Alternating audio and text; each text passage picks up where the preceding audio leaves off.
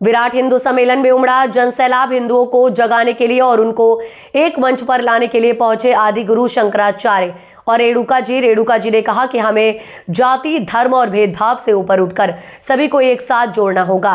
विकासनगर में विराट हिंदू सम्मेलन का आयोजन किया गया। बताते चले कि राष्ट्रीय स्वयंसेवक संघ के शताब्दी वर्ष पूर्ण होने पर पूरे देश में मनाया जा रहा है विराट हिंदू सम्मेलन। इस मौके पर पहुंचे आदि गुरु शंकराचार्य और उनके साथ गंगोत्री धाम के साध्वी रेणुका जी भी पहुंची। राष्ट्रीय स्वयंसेवक के प्रचारक डॉक्टर शैलेंद्र भी पहुंचे। इस मौके पर साध्वी रेणुका जी ने कहा कि सभी लोगों को जाति, धर्म, भेदभाव से ऊपर उठकर कार्य करने होंगे, सभी विराट हिंदू सम्मेलन का सपना पूरा होगा। और उन्होंने कहा कि साधु संतों की परंपरा को आगे बढ़ाने के लिए हिंदुओं की परंपरा का आधार है ऊंच नीच का भाव खत्म करके एकता का परिचय। वही जगत गुरु शंकराचार्य उत्तराखंड में आज जगह जगह शताब्दी वर्ष मनाया जा रहा है और हम हिंदुओं को कार्य कर रहे हैं।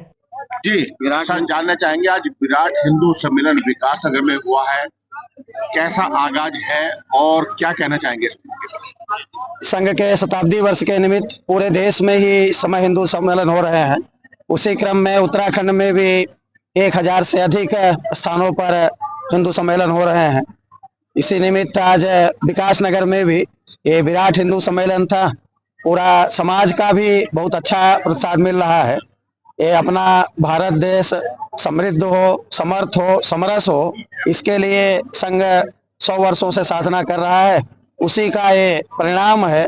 आज सब पूज्य संतों के भी नेतृत्व में, समाज के भी सब बंधु भगिनियों के सहयोग से ये कार्यक्रम बहुत सफल हुआ। इसके लिए सभी को शुभकामना और साधुवाद। आज साधु संतों ने भी बोला है कि जाति, धर्म और भेदभाव से ऊपर उठकर हिंदू को एकजुट होना पड़ेगा। अगर एक रहोगे तो नेक रहोगे, बटोगे तो कटोगे। ये बात आज बोली गई, तो क्या कहेंगे इसको लेकर?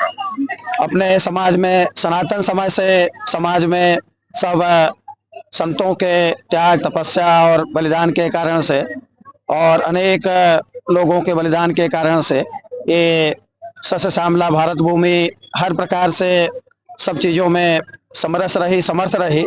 लेकिन बीच के कालखंड में कुछ बुराइयां आ गई।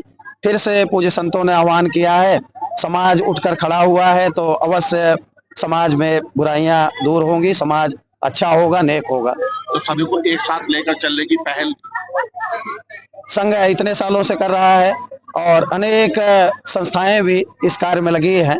सब लोग अब एक मुखी होकर लगेंगे तो बहुत अच्छा ही होगा। पूरे विश्व में हिंदुत्व की जय जयकार होगी, भारत की जय जयकार होगी।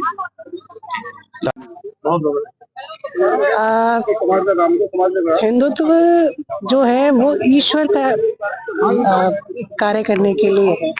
ये साधु संतों की परंपरा है जिसे आगे बढ़ाने का कार्य हिंदुत्व के जरिए किया जा रहा है। तो यहाँ से संदेश दिया गया है कि समाज में समरसता होना चाहिए, जो कि परंपरा का आधार है। सब में प्रेम हो, एकता हो, जाति भेद से ऊपर उठे और आपस में जो ऊंच नीच का भाव है उसे खत्म करके एकता का परिचय दे। हिंदुत्व का नाम ही यही है कि एक साथ सब प्रेम भाव से रहे और देश में हमेशा उस ईश्वरीय सत्ता का स्वरूप कायम रहे।